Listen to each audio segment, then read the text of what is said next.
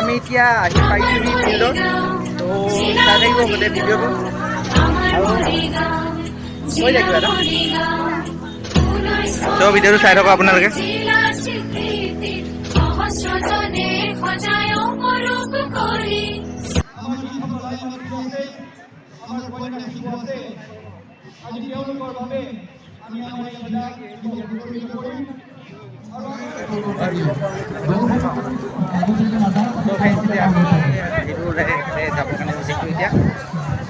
এতিয়া পৰক লাইনটো হয়